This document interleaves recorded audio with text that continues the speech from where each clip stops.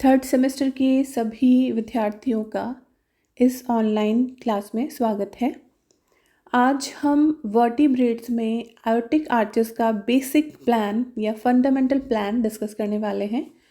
Aortic arches blood vascular system का एक भाग होती है जो सभी वर्टिब्रेट्स में डेवलप होती है।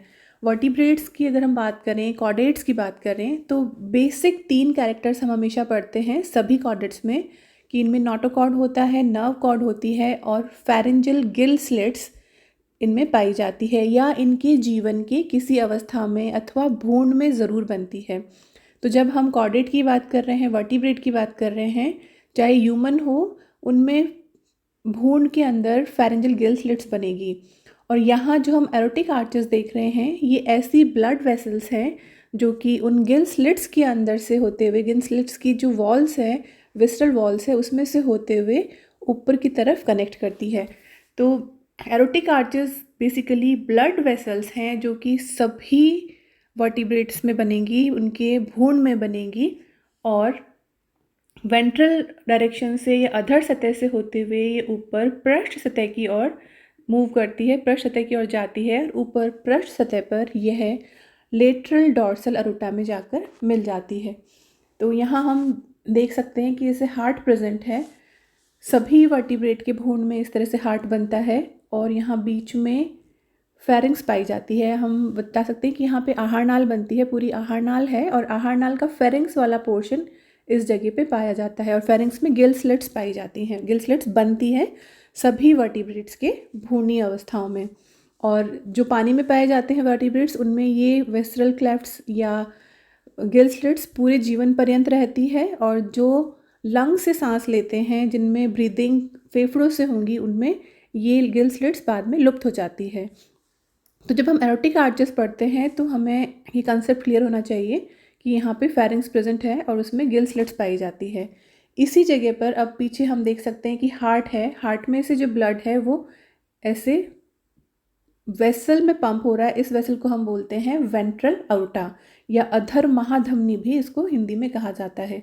इस अधर महाधमनी से आप यहाँ देख सकते हैं कि कुछ ब्लड वेसल्स निकल रही है जो ऊपर की तरफ जा रही है और ऊपर यहाँ कनेक्ट कर रही है। ये जो ब्लड वेसल्स निकलती हैं, इन्हीं को हम एरोटिक आर्चेस कहते हैं। तो ये एरोटिक आर्चेस जिस भी विसरल क्लेफ्ट में जाती है, उस विसरल क्लेफ्ट के नंबर के आधार पर, उस विसरल क्लेफ्ट की संख्या या पोजीशन के आधार पर इन एरोटिक आर्चेस को भी नाम दिया जाता है। तो जैसे आप first, second, third, fourth, fifth, sixth, इस तरह से आप 6 ब्लड वेसल्स यहाँ देख सकते हैं, 6 आर्चेस देख सकते हैं जो नीचे वेंट्रल अरोटा से निकल के ऊपर की तरफ जा रही है और ऊपर यहाँ पर जो 2 लेटरल डॉर्सल अरोटा है उसमें जाकर मिलती है। तो कंसेप्ट क्लियर होना चाहिए कि एरोटिक आर्चेस हमेशा पेयर्स में प्रेजेंट होती हैं, हमेशा 2 की संख्या में निकलती हैं, अधर महाधमनी या वेंट्रल अरोटा से निकलती है और ये फेरिंग्स की भित्ति से होते हुए या विसरल क्लेफ्ट से होते हुए, विसरल आर्चेस से होते हुए ऊपर की तरफ जाती है और ऊपर जो डॉर्सल अरोटा है उसमें मिल जाती है।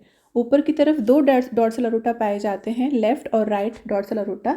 जैसे आप यहाँ देख सकते हैं, ये ऊपर से व्यू दिखाया गया है, ये वाला व्यू साइड से या लेटरल व्यू था।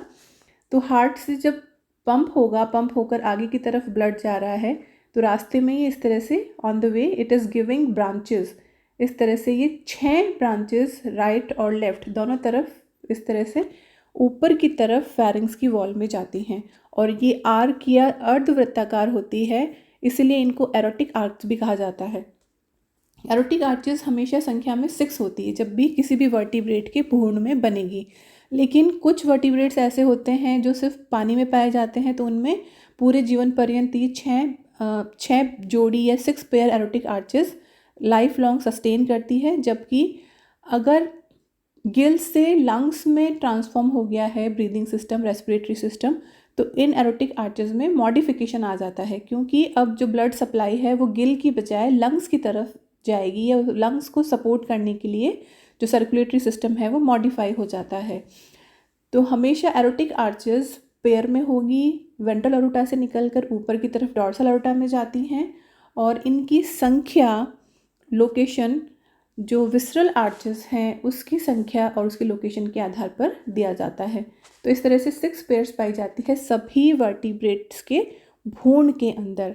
और जब ये वर्टिब्रेट्स वयस्क हो जाते हैं, जब ये जन्म के बाद पूरा अपना जीवन व्यतीत करते हैं, तो हर एक में ये एरोटिक आर्चेस मॉडिफाई हो जाती है।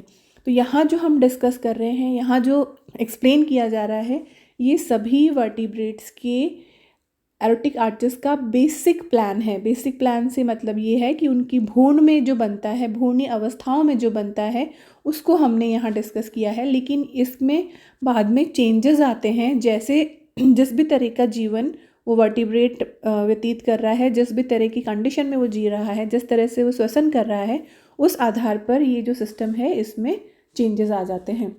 और बेसिक प्लान में हम ये देखते हैं कि इसमें हार्ट प्रेजेंट होता है और हार्ट से आगे की तरफ ब्लड वेसल निकलती है which is called ventral aorta. और इस वेंट्रल अरोटा से 6 पेयर एरोटिक आर्चेस निकलती हैं, जो कि फेरिंक्स की भित्ति में होते हुए, गिल छिद्रों के बीच में से होते हुए ये ऊपर की तरफ आकर लेफ्ट और राइट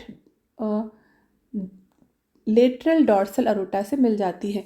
ये लेटरल डॉर्सल अरोटा पीछे की तरफ, फेरिंक्स जहाँ ख़त्म होती है, फेरिंक्स के पीछे की तरफ दोनों यूनाइट हो जाएंगी, दोनों कंबाइन हो जाती है और एक सिंगल डॉर्सल अरोटा में बदल जाती है। ये डॉर्सल अरोटा पीछे बॉडी में, एनिमल की बॉडी में पीछे की तरफ चलती है और जब ये टेल के अंदर एंटर करती है तब इसको कॉडल आर्टरी कहा जाता है। पूरे लंबाई में शरीर में जब ये रक्तवाहिनी चलती है तब ये पृष्ठ वाहिनी कहलाती है, पृष्ठ धमनी कहलाती है। लेकिन जब ये पूंछ वाले पोर्शन में एंटर करती है तब इसको कॉडल आर्टरी कहा जाता है। तो इस तरह से जो 6 आर्चेस हैं, 6 पेयर्ड आर्चेस हैं एरोटिक आर्चेस, उनको जो रोमन नंबर्स है 1 2 3 4 5 6 ऐसे नंबरिंग की जाती है, ऐसा नाम दिया जाता है। इनमें जो फर्स्ट आर्च है उसको मैंडिबुलर आर्च भी कहा जाता है, सेकेंड आर्च को हायोड आर्च कहा जाता है, जबकि third, fourth, fifth and sixth arch इनको नंबर के अकॉर्डिंग ही इनको डेजिग्नेट किया जाता है।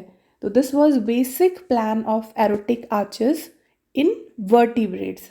जितने भी कशेरुकी प्राणी हैं उनके अंदर एरोटिक आर्चेस किस तरह से पाई जाती है, उसकी व्यवस्था क्या है, अरेंजमेंट क्या है, उनका कार्य क्या है, वो यहाँ पर हमने डिस्कस किया। Thank you so much.